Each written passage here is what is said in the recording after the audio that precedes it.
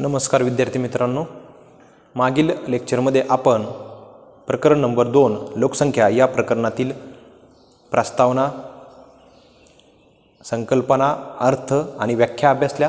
आजच्या लेक्चरमध्ये आपण लोकसंख्येच्या संदर्भात जे वेगवेगळे घटक आहेत ते अभ्यासणार आहे। यामधला लोकसंख्येचे स्वरूप, लोकसंख्येची व्याप्ती, लोकसंख्येचे महत्त्व आणि लोकसंख्येचा इतर शास्त्राशी असणारा संबंध हे घटक अभ्यासणार आहे।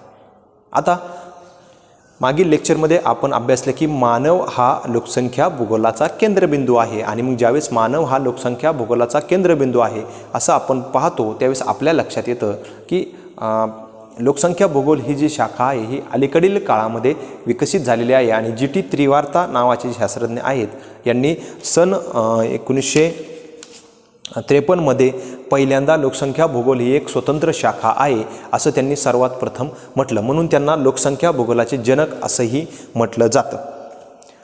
मग ही जी स्वतंत्र शाखा आहे ही स्वतंत्र झाल्यानंतर या शाखेचे त्यांना जनक म्हटलं जातं आणि याचा जो केंद्रबिंदू आहे तो मानव आहे। 20व्या शतकाच्या उत्तरार्धात वसाहतवादी राष्ट्रांच्या मधून ही संकल्पना मोठ्या प्रमाणात विकसित आली। मग लोकसंख्या भूगोलाचे जे काही स्वरूप आहे ते स्वरूप आपल्याला पुढील काही घटकांमध्ये विभाजित झालेलं दिसून येतं। त्यातलं पहिलं आहे गतिमान स्वरूप, दुसरं आहे आंतरविद्याशाखीय स्वरूप, तिसरं आहे संख्यात्मक स्वरूप, चौथं आहे गुणात्मक स्वरूप आणि पाचवं आहे अभ्यासाचा केंद्रबिंदू मानव। असं लोकसंख्या भूगोलाचं स्वरूप आपल्याला प्रामुख्याने दिसून येतं। आता पहिलं जे आहे ते गतिमान स्वरूप।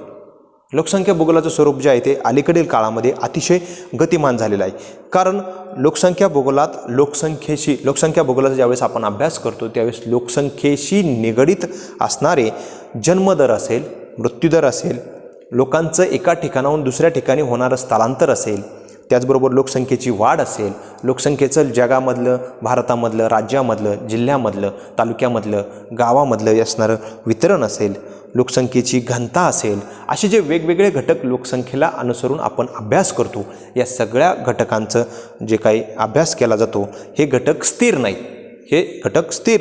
अस्थिर आहेत, याच्यामध्ये सतत बदल होत राहतो आणि मग या घटकांचा जो काही बदल होत असतो याशिवाय लोकसंख्या घटकावर परिणाम करणारे जे काही नैसर्गिक घटक आहेत मग त्यामधला भूरचना असेल, हवामान असेल, मृदा असेल, खनिजे असेल, नैसर्गिक साधन संपत्ती असेल, प्राणी असतील, हे देखील स्थिर नाहीत, हे देखील थोड्याफार प्रमाणात बदल होत असतो। आणि मग स्थल कारपरत्वे, मग स्थल एखाद्या विशिष्ट स्थळाचा किंवा त्या ठिकाणाचा काळानुसार किंवा कालावधीनुसार त्याच्यामध्ये बदल होतो आणि हा बदल होत असताना जे घटक समोर येत असतात त्याचा आपण अभ्यास करतो। म्हणून मानवी भूगोलाचं जे स्वरूप आहे त्या स्वरूपाला अनुसरूनच लोकसंख्या भूगोलाचं स्वरूप जे आहे ते गतिमान आहे, किंवा त्याला दुसरा एक शब्द वापरला जातो परिवर्तनशील स्वरूप, म्हणजे स्वतःमध्ये बदल घडून घेणारं स्वरूप असं त्या ठिकाणी म्हटलं जातं। मग मानवी भूगोलाप्रमाणेच लोकसंख्या भूगोल हा जो घटक आहे या घटकाचं पुढचं जे स्वरूप आहे लोकसंख्या भूगोलाचं ते आहे आंतरविद्याशाखीय स्वरूप। आता लोकसंख्या भूगोलात आपण आत्ताच पाहिलं की जन्मदर, मृत्यूदर, लोकसंख्येची रचना, स्त्री पुरुषांचं प्रमाण, सरासरी आयुर्मान, वयोगट या घटकांचं अध्ययन केलं जातं। मग हे अध्ययन म्हणजे या घटकांचा अभ्यास केला जातो मानवी भूगोलातील लोकसंख्या भूगोलात। आणि मग लोकसंख्या भूगोलात या घटकांचा ज्यावेळेस अभ्यास केला जातो त्याचबरोबर धर्म, वंश, भाषा, जात, विवाह, शेती, उद्योग, शहरी, ग्रामीण विभाग केले जातात आणि लोकसंख्येशी निगडित असणाऱ्या घटकांचा अभ्यास देखील त्या ठिकाणी केला जातो। मग या घटकांचा सखोल अभ्यास करत असताना समाजशास्त्र, मानववंशशास्त्र, अर्थशास्त्र, पर्यावरण, राज्यशास्त्र, कृषी भूगोल, प्लॅनिंग जॉग्राफी इंग्लिशमध्ये म्हटलं जातं, त्याला मराठीमध्ये नियोजन भूगोल, असे जे घटक आहेत अशा घटकांचा अभ्यास एकत्रितपणे केला जातो आणि मग भूगोलाचा संबंध इतर विषयांशी येत असतो आणि मग इतर विषयांशी लोकसंख्या भूगोलाचा ज्यावेळेस संबंध येतो त्यावेळेस त्याचं असणारं स्वरूप जे आहे ते आंतरविद्याशाखीय स्वरूप आहे असं आपण त्या ठिकाणी म्हणतो। लोकसंख्या भूगोलाचं तिसरं जे स्वरूप आहे ते संख्यात्मक स्वरूप। म्हणजे लोकसंख्या भूगोलामध्ये लोकसंख्या ज्यावेळेस आपण म्हणतो त्यावेळेस लोकसंख्या म्हणजे त्या ठिकाणी असणाऱ्या व्यक्तींची विशिष्ट प्रदेशामधील संख्या होय. आणि मग संख्या ज्यावेळेस आपण पाहतो त्यावेळेस आपल्या लक्षात येते की 10,000, 20,000, 25,000 एखाद्या गावची लोकसंख्या असेल, एखाद्या शहराची लोकसंख्या असेल, एखाद्या राज्याची लोकसंख्या असेल, एखाद्या राज्यामधील स्त्रियांची लोकसंख्या असेल, पुरुषांची लोकसंख्या असेल, त्या ठिकाणी बालकांची लोकसंख्या असेल, लहान मुलांची लोकसंख्या असेल, वयोवृद्ध पुरुषांची संख्या असेल, अशा ह्या सगळ्या गोष्टी आहेत या विशिष्ट संख्येला धरून असतात. म्हणून लोकसंख्या भूगोलाचा अभ्यास करत असताना लोकसंख्या भूगोलाचं जे स्वरूप आहे ते संख्यात्मक स्वरूपाचं आपल्याला दिसून येतं. तसंच गुणात्मक स्वरूप, मग लोकसंख्येचा अभ्यास आपण ज्यावेळेस करतो संख्यात्मक स्वरूप जसं आहे तशाच पद्धतीने पुढचं जे स्वरूप आहे ते गुणात्मक स्वरूप. मग ज्यावेळेस आपण लोकसंख्येची वयोगट पाडतो त्यावेळेस आपल्याला कार्यरत असणारा वयोगट असेल, वृद्ध वयोगट असेल, लहान मुलांचा वयोगट असेल याचा आपण अभ्यास करतो. त्यावेळेस आपल्या लक्षात येतं की गुणात्मक पद्धतसुद्धा त्या ठिकाणी अतिशय महत्त्वाची मानली जाते. मग किती लोक काम करतात, किती लोक निष्प्रभ आहेत, या सगळ्या गोष्टींचा अभ्यास केला जातो. त्यामुळे लोकसंख्या भूगोलाचं जे स्वरूप आहे ते संख्यात्मक व गुणात्मक स्वरूप पण त्या ठिकाणी संख्यात्मक बरोबरच आपल्याला आढळून येतं. आणि सर्वात शेवटी जे मानवी भूगोलातील लोकसंख्या भूगोलाचं सर्वात शेवटचं जे काही स्वरूप आहे ते स्वरूप आहे मानव केंद्रित किंवा मानव हा अभ्यासाचा केंद्रबिंदू आहे. आणि मग मानवाच्या संबंधित असणारे जे घटक आहेत मग जे जगाच्या कोणत्याही ठिकाणचे असो त्याचा अभ्यास त्या ठिकाणी केला जातो.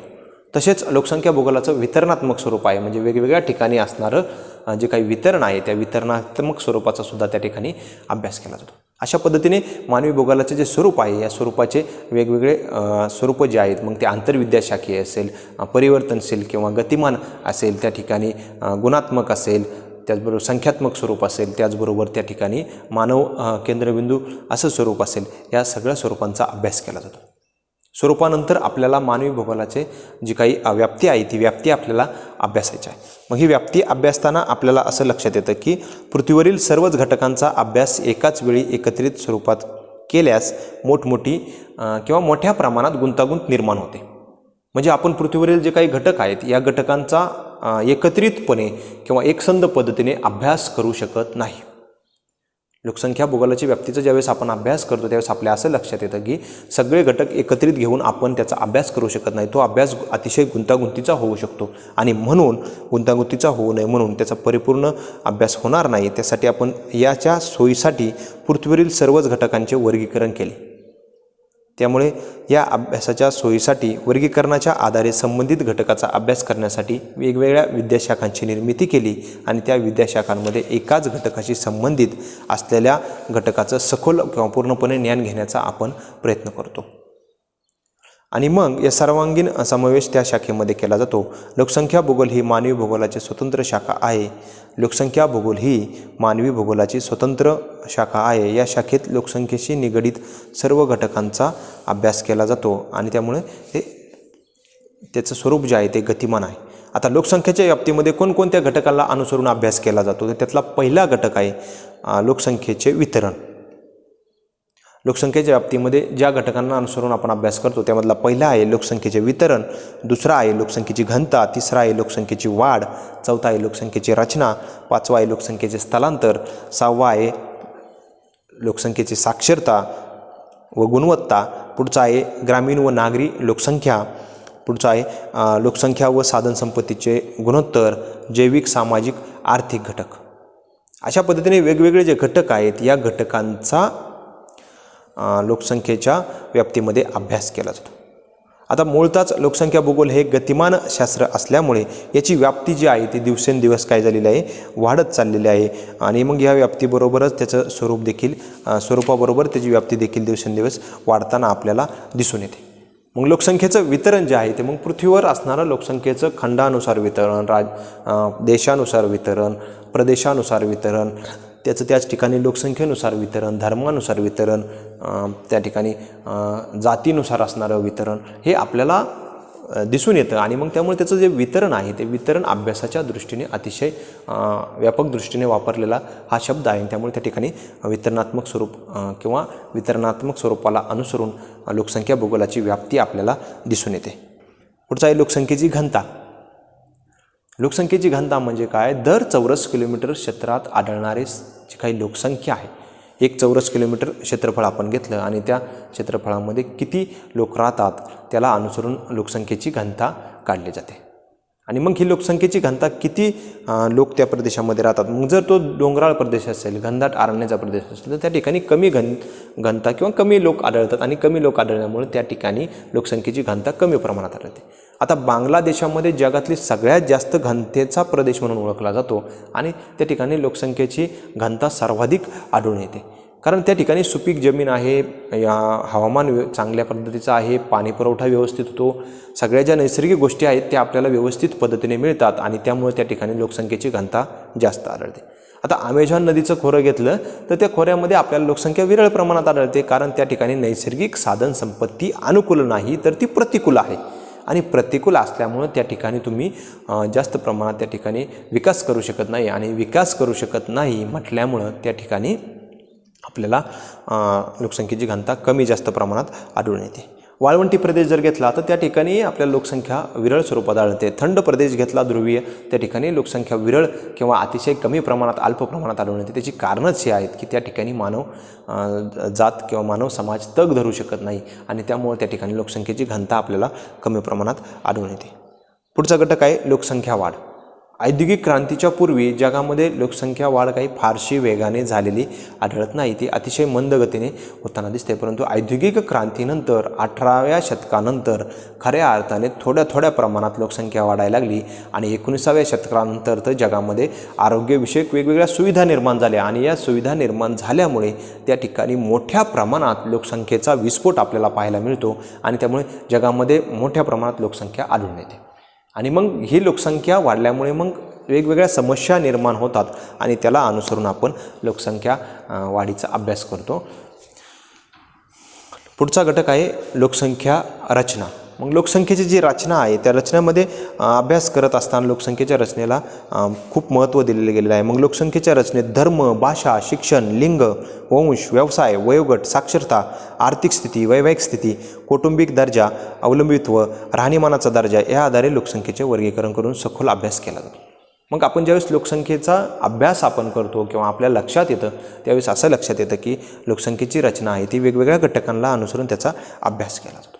पुढचा लोकसंख्येचे भूगोलाची जी व्याप्ती आहे त्यामधला घटक आहे स्थलांतर. मग स्थलांतर म्हणजे काय, एका प्रदेशातून दुसऱ्या प्रदेशात जाणे याला स्थलांतर असं म्हटलं जातं. मग ते स्थलांतराची वेगवेगळी कारणं आपल्याला आढळून येतात. मग ते राजकीय कारण असेल, आर्थिक कारण असेल, सामाजिक धार्मिक कारण असेल, त्याचबरोबर व्यावसायिक कारण असेल, पर्यटनाचा कारण असेल, असे वेगवेगळी कारणं आहेत की त्या कारणाने माणूस एका ठिकाणाहून दुसऱ्या ठिकाणी किंवा दुसऱ्या प्रदेशात स्थलांतर करतो. आणि मग हे स्थलांतर होत असताना याचे पुन्हा वेगवेगळे प्रकार पडतात. आंतरराष्ट्रीय स्थलांतर, स्थानिक स्थलांतर, आंतरराज्यीय स्थलांतर, परराज्यीय स्थलांतर असे वेगवेगळे प्रकार आहेत की त्यामध्ये स्थलांतर केलं जातं. म्हणून मानवी भूगोलाची व्याप्ती त्या ठिकाणी मानवी भूगोलाची व्याप्ती व्यापक स्वरूपामध्ये आढळून येते आणि लोकसंख्या भूगोलाला अनुसरून याची व्याप्ती पुन्हा अजून वाढते. पुढचा घटक आहे साक्षरता व गुणवत्ता. आता ज्यावेळेस आपण मानवी भूगोलाच्या व्याप्तीचा अभ्यास करतो त्याला अनुसरून आपण ज्यावेळेस लोकसंख्या भूगोलाच्या व्याप्तीचा सखोलपणे अभ्यास करतो त्यावेळेस आपल्या लक्षात येतं की लोकसंख्या भूगोलाच्या व्याप्तीचा ज्यावेळेस आपण अभ्यास करतो त्यावेळेस मानवाचे जे साक्षरतेचं प्रमाण आहे मग ते जिल्ह्यानुसार, राज्यानुसार, गावानुसार, तालुक्यानुसार, देशानुसार, खंडानुसार याच्यामध्ये कमी जास्त प्रमाणात आपल्याला फरक आढळून येतो. मग काही प्रदेशामध्ये साक्षरता अतिशय कमी आढळते, काही प्रदेशामध्ये ती 100%, 90% आढळते. भारतामध्ये जर उदाहरण घेतलं तर काही राज्यांमध्ये अतिशय कमी साक्षरता आढळते, काही राज्यांमध्ये मात्र केरळसारख्या राज्यामध्ये साक्षरतेचं प्रमाण जास्त आढळून येतं. हा फरक का आहे, ह्या फरकाच्या संदर्भात आपण लोकसंख्या भूगोलामध्ये च्या व्याप्तीमध्ये व्यापक अभ्यास करतो. म्हणून त्या दृष्टीने त्या ठिकाणी साक्षरतेचा अभ्यास केला जातो व गुणवत्तेचा सुद्धा त्याला अनुसरून अभ्यास केला जातो. पुढचा जो लोकसंख्या भूगोलाची पुढची जी व्याप्ती आहे ती आहे ग्रामीण व नागरी लोकसंख्या. मग ग्रामीण व नागरी लोकसंख्येच्या व्याप्तीचा आपण ज्यावेळेस अभ्यास करतो त्यावेळेस आपल्या लक्षात येतं की मानवाला वसाहती निर्माण करत असताना ज्यावेळेस आपण वसाहती मानवाने निर्माण केल्या त्यावेळेस त्याने सुरुवातीला ज्या ठिकाणी नैसर्गिक सोयीसुविधा आहेत तिथे निर्माण केल्या आणि नंतर हळूहळू त्याने शहरांचा विकास केला.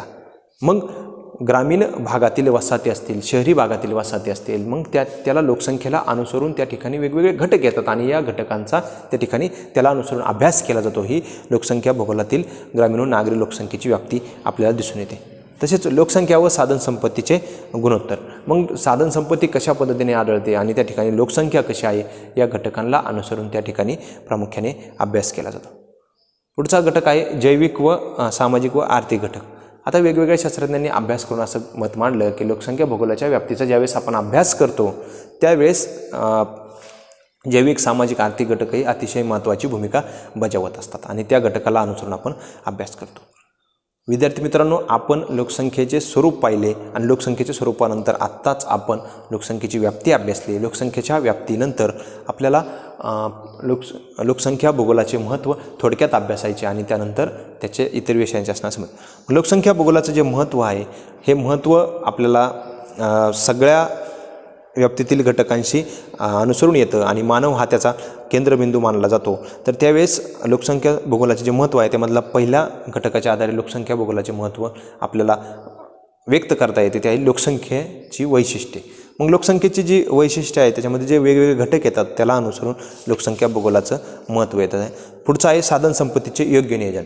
लोकसंख्या भूगोलामध्ये ज्यावेळेस आपण अभ्यास करतो त्यावेळेस आपल्या लक्षात येतं की जी नैसर्गिक साधनसंपत्ती आहे, मानवनिर्मित साधनसंपत्ती आहे, याचा आपण कशा पद्धतीने उपयोग करतो किंवा त्याचं नियोजन कशा पद्धतीने केलं पाहिजे ते आपल्या लक्षात येतं. पुढचा घटक आहे साधनसंपत्तीचा विकास. लोकसंख्येचं ज्यावेळेस आपण नियोजन करतो त्यावेळेस साधनसंपत्तीचा विकास कशा पद्धतीने केला पाहिजे हेही आपण लक्षात ठेवायला हवं आणि त्याचा आपण अभ्यास करणं गरजेचं आहे. पुढचं आहे अर्थव्यवस्थेचे नियोजन. अर्थव्यवस्थेच्या नियोजनामध्येही लोकसंख्या भूगोलाचं अतिशय महत्त्वाचं स्थान आहे आणि त्यामुळे त्या ठिकाणी त्याचा उपयोग होतो. लोकसंख्येचे धोरणं निश्चित करण्यासाठी देखील लोकसंख्या भूगोलाचा आपल्याला अतिशय उपयोग होतो. लोकसंख्येविषयक ज्या समस्या आहेत त्या समस्या सोडवण्यासाठी देखील लोकसंख्या भूगोलाचा आपल्याला उपयोग होतो आणि त्याचं महत्त्व त्या ठिकाणी आपल्याला दिसून येतं. मानवाच्या ज्या क्रिया प्रक्रिया आहेत पर्यावरणाशी संबंधित आहेत त्याचा आपल्याला त्या ठिकाणी प्रामुख्याने उपयोग होतो. लोकसंख्येचे वितरणाचा देखील लोकसंख्ये भूगोलामध्ये महत्त्वाचा वाटा आहे. एखाद्या ठिकाणचं प्रशासन करण्यासाठी, त्या ठिकाणी राजवट करण्यासाठी किंवा त्या ठिकाणचं प्रशासनासाठी त्या लोकसंख्या भूगोलाचा अतिशय महत्त्वाचा उपयोग होतो. राजकीय व्यवस्थेसाठी उपयोग होतो. लोकसंख्या नियंत्रणात आणण्यासाठी त्याचा उपयोग होतो. अशा पद्धतीने लोकसंख्या भूगोलाचा जे काही महत्त्व आहे त्या महत्त्वामधील जे काही घटकांचा संबंध येतो त्या घटकांचा आपण अभ्यास केला. आता पुढचा घटक आहे लोकसंख्या भूगोलातील लोकसंख्या भूगोलाचा इतर इतर घटकांशी असणारा संबंध.